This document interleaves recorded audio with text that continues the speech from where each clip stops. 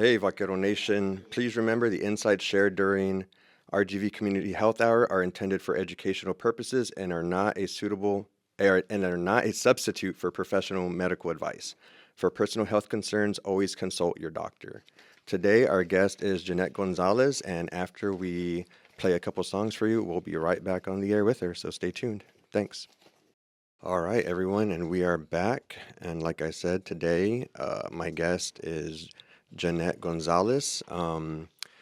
So I'm going to let Jeanette go ahead and introduce herself. Jeanette, if you don't mind telling us a bit about yourself. You grew up here in the Valley. We were speaking a little bit before we came on the air. And if you would just like to give a little bit of a background or backdrop in your,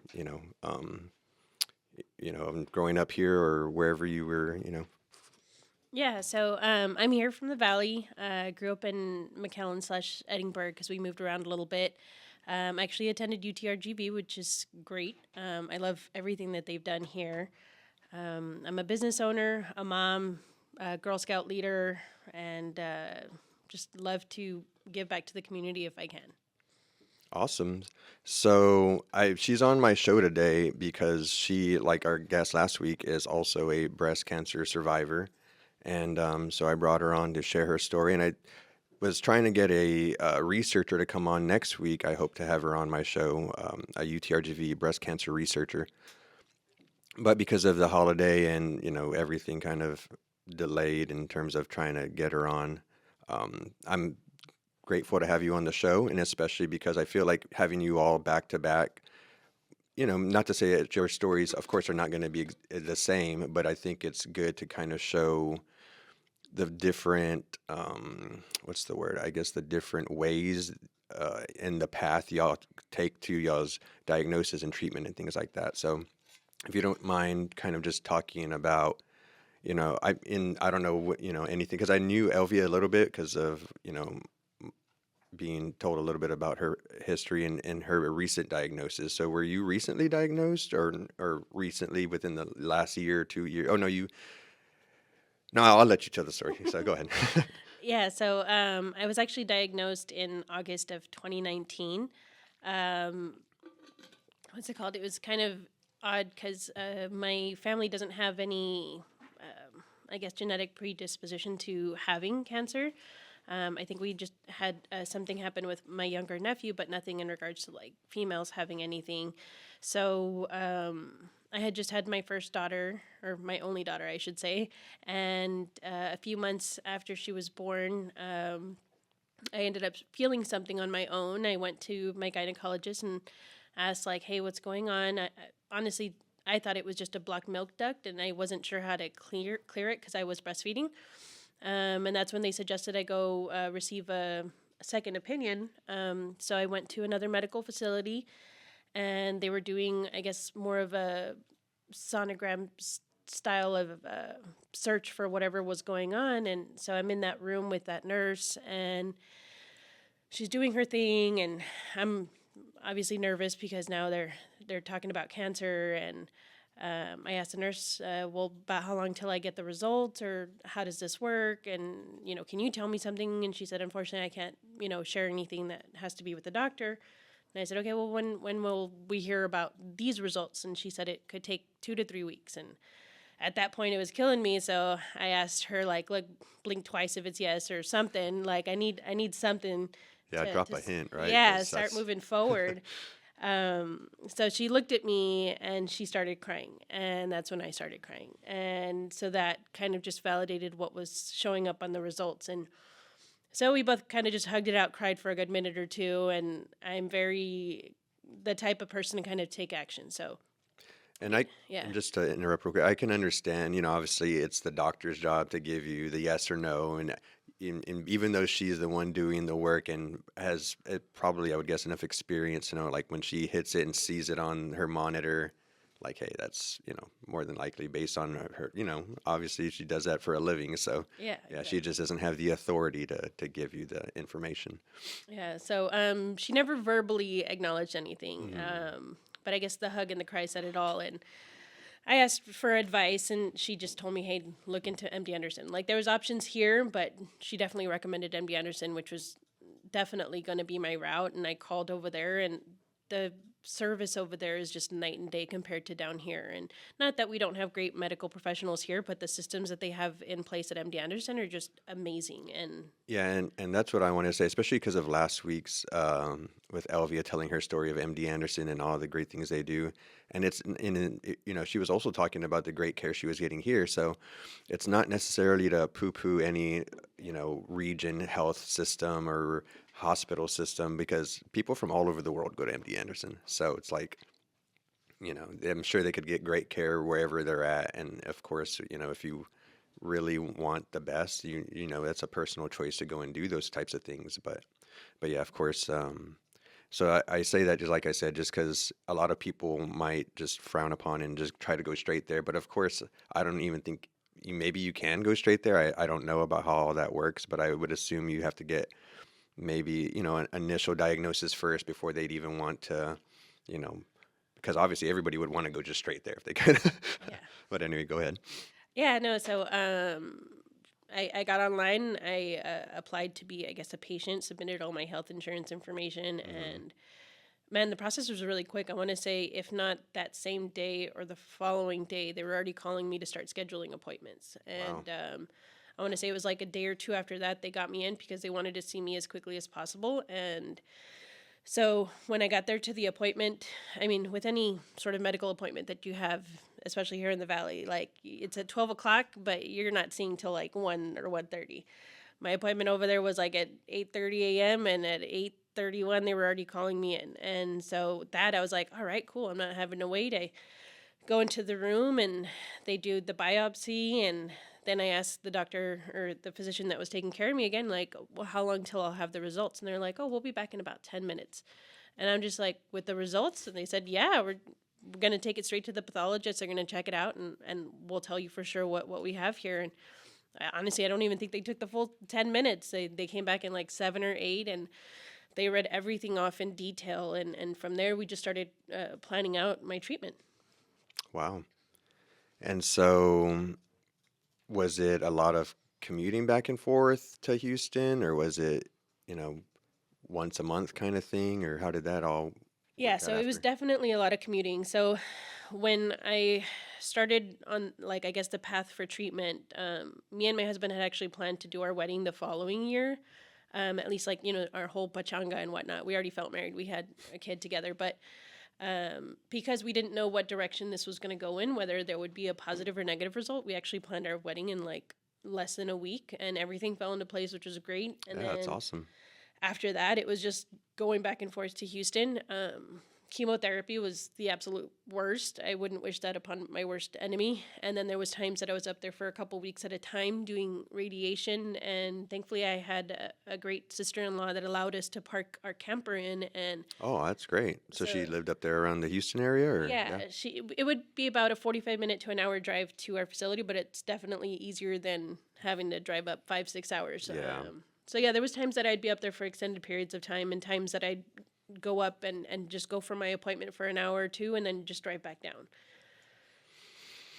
So you got the diagnosis, jumped through the hoops here a little bit, and then went to MD Anderson. And after, I mean, because with Elvia, she talked a bit about like the genetic testing they did. And obviously, this was a bit, for her, it's, in the last few months versus the last couple of years for you. But do you remember anything about like, you said, that you, before getting on the air, you talked about how there was no genetic predisposition in your family. That's one thing that she mentioned as well, that they tested her for 48 genes. Do you remember any of that information, or? Yeah, so So that that's was a kind huge concern of mine because I was breastfeeding my daughter, and so as soon as I even got like one maybe diagnosis, I just stopped breastfeeding immediately, and then I asked, like, am I doing anything that was of danger to her?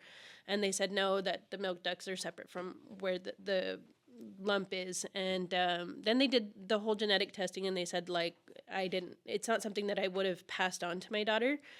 And then when I started doing other types of treatment, they also asked if I wanted to freeze any eggs or anything like Wow. that, because chemo was going to take its toll. Mm-hmm. And at that point, I was so afraid of possibly passing it on. And I really don't know the science of it, so I might just be saying something like weird, even though they're like, hey, they told you no for genetics. But I just had that fear of possibly passing it on to another child. So I said no, and so I just have my one biological daughter, but I do have two amazing stepsons as well. Oh, that's great to hear. Hmm. So we're going to take a quick break, and we'll be right back to continue talking about her path and journey in endeavoring breast cancer. All right, and we're back, everyone. So, continuing on the story, I had a burning question based on my interview with Elvia last week. So, you know, back to the genetic testing and you not having any of the genetic predispositions for breast cancer, do you remember them explaining anything to you about the environmental factors that could, because if it's not genetic, then it has to be environmental. Because the easy way I describe it to people, it's a simple equation. G times E equals P. Your genetics times your environment equals your phenotype, like whether you're tall, short. So an example I always give people is if your father is a 7-foot NBA star and your mother is a 6'10" WNBA star, you have the genetics to be a tall person. But if something happens, they go on an overseas trip without you, and tragically, something happens, and you get raised in an environment that can't give you the proper nutrition to feed that potential to make you 7 foot, you might still end up being 6 foot tall, which is still tall, but you had the genetics to be taller, but it was the environment that kind of hindered that. And so, in terms of cancer, obviously the things we ingest, whether it's the stuff we eat, the stuff we breathe, the stuff we drink, there's a lot of variables to that. So I was just wondering if you remember them saying anything about environmental factors that could have contributed to. They didn't say anything specifically that I could have possibly ingested. I think it's, if not, I think we could cure cancer and just say stop eating Skittles. But they did say whenever I got diagnosed and whenever I forgot what we were having a conversation about, but they did say that more people from the valley were coming up with cancers, whether it was breast cancer or any other type. Mm-hmm. And then I've also had other family and friends be impacted by cancer. And it's just weird how it's been happening more and more often. So, I mean, I have theories. I have no way of proving them because I know nothing of science. But I feel like it's something with the water. And so, like, you see me here drinking my Fiji water. And it's funny because, like, people love their coffee. And you will spend $5, $10, $15 on your cup of coffee. I will spend on my water. Mm-hmm. And before cancer, even then, my nephew, when he was almost 2, he was diagnosed with a rare form of cancer on his on the back of his head. It was a tumor. Wow. And I forgot what it was called because had this crazy long name, and I probably would like butcher it if I try to pronounce it. But after his cancer, and thankfully he survived and he's doing great now. That's great to hear. His doctor had said stuff about like things that he would possibly be eating, and so from there, not only did my sister and my nephew and some of us make some health changes, we started eating more organic things. So before cancer, I only buy organic milk, I buy organic chicken, I buy organic vegetables. So if there's the option for organic, I do try to purchase. And even if I drink a soda, I drink so little of it, like I get those little mini cans, I might go through half of it, if that. So I am big on water, and that's the only thing I could figure out because my other friend, her son, who was diagnosed with leukemia, she's a big health nut. She does the whole meal prep, and I mean, she's great at taking care of herself and as well as her kids. So, then him getting diagnosed with that, I'm just like, dude, the only commonality I can find that all of us have to use because we live in different areas, our diets are very different, is water. Whether we're showering with it or drinking it, that's all I can think of. Yeah, and so that's what really fascinates me about the work we do in our department, because they always say like our genetics the human body is finite, right? Like, 'cause there's only so much to the human body. We're going to figure it out one day. It might be 50 years and it might be 500 years from now. But one day we're going to study it enough to know everything about it. And then the hard part comes into the environment because, like you said, it could be the water, but there's just so many different variables, right? Like it could just be, especially with like skin cancers, right? Like, of course, usually from the sun, right? Exposure to the UV, but it could also be dietary or lifestyle or things like that. And so the environment, whether it's the physical environment, your internal environment, whether you stress a lot or have anxiety or things like that, or you're always depressed. There's a lot of environments. So environment's kind of a loose term. But I'm doing my PhD in human genetics, like I've mentioned here before. But my dissertation proposal is on an air pollutant, like studying an air pollutant and how it impacts our brain health. And in doing the research for this air pollutant, I learned that air pollution is actually the second most, behind high cholesterol, is the second most like a I guess like a predisposition, or like having high cholesterol is a predisposition for a variety of diseases. And so air pollution was second on that list, and it kind of blew me away. Like, and of course, cigarettes and other things, fall further, alcohol consumption. But just to see air pollution so high behind high cholesterol, I was like, wow, I would have never guessed in a million years that the air pollution can impact our health in a billion different ways that we would never even know. And so that's why I was just curious, because it really fascinates me to know, of course, they're not going to be able to tell you specifically what in the environment, because like I said, the environment is basically infinite, right? So our body is finite where we'll be able to figure it out. The environment is infinite, and it's going to always be a guessing game, and just kind of, Sherlock Holmes investigating, trying to figure out like, hey, and that's what's beautiful about like Aaron Brockovich and these like environmental like you know, um, warriors, I guess I could call them. It's just because they know that people are getting sick from the environment and trying to figure out why, whether it's the water, the air, the soil, or the food, or the whole variety of it. And so, getting back to your journey and your treatment and stuff. So, you did your chemotherapy like you mentioned before? Did you do follow up radiation? Because Elvia, I think, is over in Houston for this week and maybe next week, kind of doing a bit of radiation to make sure those last cells, cancerous cells, aren't going to be there. Yeah, no, I definitely did the whole 9 yards. Anytime I'd finish with one thing, I'd say, "What's next? What are we gonna do?" And so after chemo, well, actually before chemo, I had a full mastectomy. So um, then I did the chemo, and then I did radiation that was focused on the area that was taken off. And then once that healed up, then we did reconstruction, and yeah, that was like, I mean, but radiation was like, compared to chemo, it was like a walk in the park. Oh, wow. And radiation was so quick. You'd come in, they'd zap you for maybe 5, 6 minutes, and you're done. And I mean, at some point towards the end, because you're doing these daily, what's it called? You just felt like you had a really bad sunburn. But Hmm. I mean, down here in the valley, you're like, hey, I can do that. And so, you mentioned you still go over there. Is it kind of like because that's one thing that Elvia mentioned last week was based on the cancer, of course, and the grade. And I don't remember the exact specifics of, because she was just like blowing me away with everything she knew. And of course, hers is a lot more recent. But is that why is there like a 5-year window for you as well, where you have to go back and to make sure that those terrible, cells aren't rearing their ugly heads in your body again, and making sure that you're cancer free? Is that? Yeah, so I actually have appointments with different doctors that all go and visit in different periods of time. So, like my radiologist, I'm now visiting her every 6 months, and they're just inspecting the skin to make sure that it's still healing properly. So yeah, the different doctors, I guess, have their different roles, and what's it called? In that, like, they're spaced out more now, where I'm not having to go as frequently.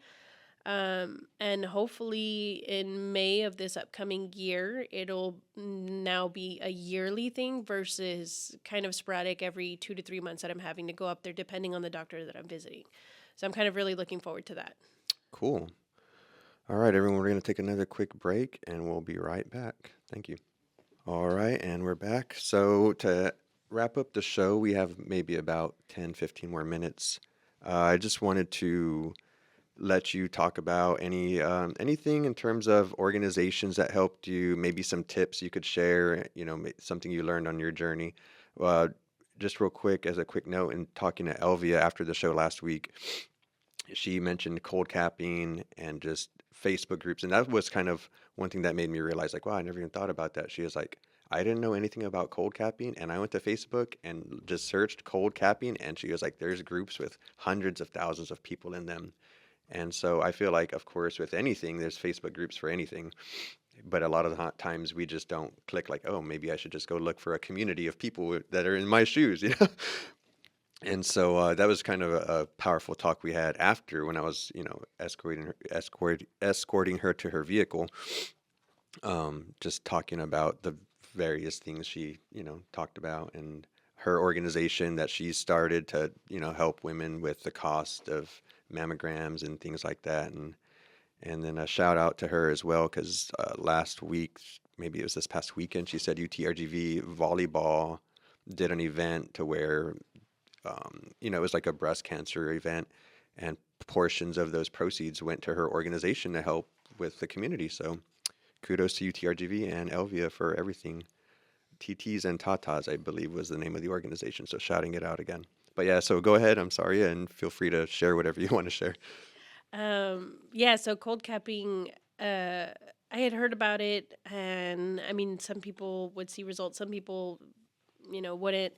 I asked my doctors about it, and they said it was kind of like a 50-50 shot. We already had a lot of expenses going on in regards to traveling, so I decided if I lose it, I lose it, and that's okay. And once I started losing my hair, it happened a lot faster than I thought it would, and it just like I wasn't even pulling my hair. I would just rub my hand across my head because I could feel like an itchiness, and it would just coming off in chunks. And once that Wow. started happening, my husband helped me buzz cut it off. And but there are a lot of resources out there. I know MD Anderson has a great financial assistance program. So when I was undergoing my treatment, eventually it became really hard for me to upkeep my business, which I was an insurance agent, and also having to travel back and forth for my treatment. So I ended up selling that insurance agency, but I maintained health insurance through Cobra, and I applied for the financial assistance program through MD Anderson and got approved, which is great because they covered 100% of the cost of what I was paying out of pocket for my health insurance, as well as any deductibles and copays. So it was a really great program, and great for anybody to apply. I mean, what's the worst thing that can happen? They're going to say no, but you applied. At least you Yeah, tried. exactly. Yeah, because some of this stuff gets really expensive. Oh, yeah, of course. And that's what I always tell people is, a lot of people are always hesitant to apply for assistance or apply for a job that they don't think they deserve or to apply for a program they really want to get into for whatever qualification or degree they want to get. And I always tell people, don't slam the door on your own face. Like, let them slam the door on your face. Like, if they're going to reject you, let them reject you, but don't be, the barrier to, pursuing your dream or whatever you want to accomplish or achieve. So yeah, I'm really glad to hear that you still applied, and even though it meant losing your business, of course, you can always start another business, which you did, and your life is more important. And it's like all the people going through the stuff with the hurricanes in Florida, right? Like the loss of property and all the material goods. It sucks, of course, because we work hard to build nice homes and drive nice vehicles and do these things, but at the end of the day, hopefully insurance might be able to cover some of that stuff depending on where they lived and what they had for coverage. But, there's nothing that'll replace a human life. So, really glad you took that choice. And of course, I feel like it's an easy choice. Most people in that situation are like, yeah, of course, I'm going to choose my life over my job, essentially, right? My Yeah. business. So, what about, I know Cassandra talks about it occasionally. There's the Fisher House, or there's some kind of I um, didn't explore that option. I know there's different programs to help with like housing and those sorts of things, mhm. kind of like the Ronald McDonald House, Yeah, in exactly. essence. Thankfully, I had my sister-in-law in Houston that was able to provide that spot for me. So we had our camper and everything. But you did mention the Facebook support groups, and if anybody out there that's listening and is going through this and is in the beginning stages, middle stages, end stages, whatever it is, I'd highly recommend joining a Facebook support group. And I wish I had done it sooner in my journey because you will go off on Google, on ChatGPT, just thinking, okay, what does this mean? What does this mean? What are the chances of this? What are the chances of this? Or what are the possible negative repercussions of doing one thing or another? And you will drive yourself crazy. Yeah, exactly. And once I joined those support groups, it did wonders for my, like, I guess, feeling overall towards like completing the journey. And I would tell friends and family because it was really hard for people to try to kind of console me while I was going through this. And not that I didn't have amazing family and friends that gave great words of advice and everything. But after you start hearing somebody say everything's going to be okay, it just kind of starts losing its meaning. And it's not that it's not going to be okay. It's just you're going through something that very few people understand. And it's a very hard journey. And when I joined those support groups, it was pretty much the exact same words, but it had more meaning because somebody else went through it and they survived it. And they were able to provide words of encouragement or advice or, hey, this is what I did when I went through this, especially going through chemo. It is so hard to find even foods that you can keep down. And joining those support Wow. groups that helped out a lot because you're either throwing it up or it's coming out another end, and it's not fun. And you're trying to maintain your caloric intake because if your blood cells or white blood cell count does not meet their minimum for your next chemo session, it can delay your continuation of chemo and just your treatment overall. So that was a huge help. And so if you're going through this, or if you have a friend going through this, recommend that they join those Facebook groups because it was just such a huge help for me whenever I joined. Yeah, I'm sure. And, I've used Facebook groups before. And like I said, mostly for me, because I'm a military veteran, when I move to a new spot, I'll type, like when I moved down here, I typed RGV veterans, and there's an RGV veteran Facebook group.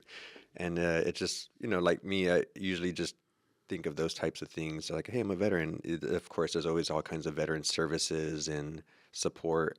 And so, that's why I joined those groups. But of course, a lot of times there's a lot of other stuff I could use support for. And I never think about like, oh, maybe I should join a Facebook group to get support on doing this CNC work or like your laser engraving stuff. Like you could join Facebook groups for laser engraving and get tips on how to set up something better or to get better results. And, we call them feeds and speeds, right? Like how fast the thing is moving. And the feed is, I guess, for the CNC, it's just like instead of you use a laser, I have a thing in my garage that's a computerized drill, and it'll like just drill out the pattern. And that's why they call it feeds and speeds, because it needs to be fed at a certain rate and it needs to spin at a certain rate to get the proper cut. And so, yeah, I've gone through a lot of struggle with that. And it's like, man, I should have just joined a Facebook group, and there's probably people out there could make my life a lot easier. So, were there any other organizations or any? So one thing with Elvia, she mentioned, like, of course, going through this journey that she met other women, um, in terms of, well, so actually forget that. I want to know, did the pandemic, because you said you were, 2019, how did that impact any of your treatments or like, were things going smoothly before the pandemic? Pandemic broke out, and then, kind of got thrown for a loop or anything like that, or? Yeah, so that was interesting because I started my treatment basically like around September or October. And then once April came up, we were already started making plans for going up to Houston for my radiation. But, we shut down in mid to late March. Mm-hmm. So on the one hand, I was like, okay, well, I can't go anywhere anyways because my immune system is just shot right now. Yeah, exactly. I was just like, and nobody else can go anywhere either. So I got company at home. So that was like the plus side there, I guess. And then on the downside is when I was completing my radiation treatment, I wasn't allowed anybody to like join me or come with me. So I had to go in there by myself, meaning whenever I completed it, I'd have to ring the bell by myself. Oh, And wow. so I was speaking to my physical therapist because besides getting a mastectomy, they had to remove about like 19 lymph nodes. So I was still working on my range of motion. Mm-hmm. She was asking me questions and how I was feeling. And I just told her I was really bummed out about not being able to have anybody with me whenever I would ring the bell. And so she actually said, well, let me see what I can do. And MD Anderson actually did a story on it, and it's on their page. And it got, I don't know how many views. It was crazy. But essentially, she organized it so that the bell that I was going to ring was closest to this exit door. So even though my husband wasn't allowed in, they opened up the exit door, which they had to shut down all the alarms at the Oh, facility wow. because that exit had Yeah, like with an an alarm alarm. attached. Yeah, wow. And That's so, awesome. yeah, there was people there taking pictures and video. And so I got to ring my bell, and he was right outside. So I got to walk out and give him a hug. And it was very emotional. And I guess with the pandemic affecting everybody in one way, it was affecting cancer patients in another way as Yeah, well because we exactly. had nobody there to kind of hold our hand or Hmm. keep us company. And but it was really nice of MD Anderson to do that. And Yeah, I don't no, know if that's they did really it for any other awesome. people, but I guess I got lucky enough that I had a great physical therapist who helped make that happen. Hmm. Yeah, and that's another thing I was talking to, and back into the don't slam the door on your own face. I was talking to one of our the people who work in our department, and she said one thing she always asks is it how did she word it? It's like, is it possible or what are the chances? One example she gave was like, okay, you buy your plane ticket, and when you get there, you get your ticket, and then you can ask them like, hey, what are the chances you can bump me to first class, or what, like just ask, because that's one thing I learned in business school too is we're pretty terrible about voicing, and I don't know if it's a cultural thing. I feel like it is a little bit, but we're pretty terrible about voicing what we want. Like we feel like we deserve the world, but we don't want to ask for it in essence, right? And so I learned in business school, like, man, the only way to get what you want is to open your mouth and let people know what you want. And whether they give it to you or not is another thing. But that goes back to like, don't close the door on your own face because, nobody will know your intentions or what you need if you don't speak up. So yeah, it's always important to speak up and, especially, like you said, with your initial kind of diagnosis in terms of like, hey, 3 weeks to, that doesn't seem reasonable. So those are just things that, you have to kind of reflect on, I think. And I think, man, it would drive me crazy. I wouldn't be able to sleep at night, right? I mean, I would imagine like, man, just it's hard for me to sleep at night just thinking about the stuff I deal with day to day, let alone like, man, do I have cancer or do I not have cancer? Like that would be maddening. And so, Is it working? Is it not working? Yeah. yeah, yeah. And so, is there any, I guess, tips that, anything that you'd want to say? Because we've got about 3 minutes or so, 3 or 4 minutes. Anything Um, else you want to share? Any of those foods that you remember that helped you with your chemo? Yeah, so for me, the only things I could hold down was McDonald's oatmeal saved my life. That was pretty Hmm. much my daily breakfast, lunch, or dinner, maybe all three. I don't know why that oatmeal retained its flavor and I could actually taste it versus other foods. Everything tasted like a different metal consistency. So I don't know Wow. if you've ever like even as a kid possibly tasted like a penny, like Yeah, looked at yeah. like, hey, what's Hmm. this like? Or even the battery, when they put that Yeah, tongue thing, yeah. everything kind of tasted like a different level of that. So Hmm. Wow. oatmeal helped out a lot. Ginger ale, which it's the Seagram's one, because it actually has ginger in it. The other ones don't. And then find a protein shake you actually like before, because sometimes even the oatmeal wouldn't like at the beginning part because some things tasted a little bit stronger. I wouldn't be able to hold down the oatmeal. So I found a protein shake I liked, and I would just chug it and put myself to sleep because I needed to make sure I kept some food down.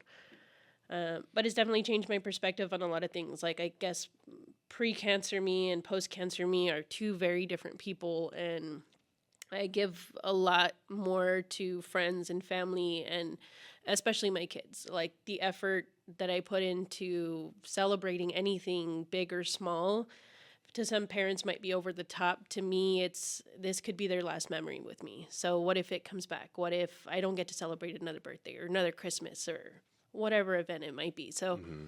um but I don't let that bring me down. Like let people judge me all they want. I love celebrating everything and anything I possibly can for my kids, and I think I enjoy life more now post cancer than I did pre cancer because I don't take life for granted, and I'm thankful for that too. So silver lining, I guess, of cancer and being a survivor. Yeah, for sure. And I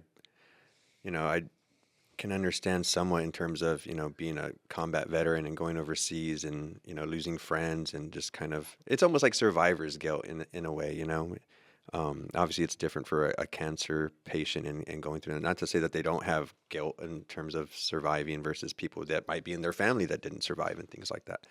But it's definitely, these things that we go through and make it like I was mentioning. I don't know if it was on the air or off the air, but just talking about the material possessions, right? Like, man, you need to celebrate life every day, and that's why I try really hard not to let the small things kind of get under my skin. And it's easy to do these days because there's all kinds of like insanity in the world. But, at the end of the day, I always feel like at the end of the day, no matter what race, religion, color, height, weight, everybody just wants to be healthy, happy, safe, and just, have their kids and their family happy, healthy, and safe. So that's what, one thing that I always try to reflect on in my life is just to be thankful that I'm as far as that I've gotten, because there's a lot of times in my life where I thought like, man, what am I going to do next? What am I going to do next? What's going to happen next? And so it's and not to say that the future doesn't hold a lot of that for me too. So that's just part of the human experience, or the ebbs and the flows, the ups and the downs. And that's why I try to keep as level as possible, because and another thing I always tell people is, in our minds, when we're going to do something scary or something that worries us, a lot of times we make it out to be a lot worse than it's going to be. So like a public speaking event or something, like, man, I'm going to get up there and it's going to be terrible. I'm going to be nervous. And then you get up there and you start to speak, and then you realize like, hey, this wasn't so bad. And then on the other side of it, it's like, man, I use like lottery ticket winners as an example. They might win $100,000, and yeah, that's great, but man, that money goes quick. And so there's just these ebbs and flows, like, hey, or you get a promotion, or you figure something out in the lab, and it's a great feeling, but that feeling subsides, and then you got to get back to work ultimately. So that's about all we have, everyone. I want to thank you so much, Jeanette, for coming on the show. And is there one last thing you'd like to say, or one last shout out to anybody? Well, whoever's I would say listening. MD Anderson, right? Way to go, MD Yeah. Anderson. Y'all are awesome. And thanks for anybody who was tuned in, listening, and I guess for sure look for those support groups. I can't stress that enough. All right. Well, thank you so much. And everybody, like always, stay curious, stay healthy, and let's thrive together, RGV.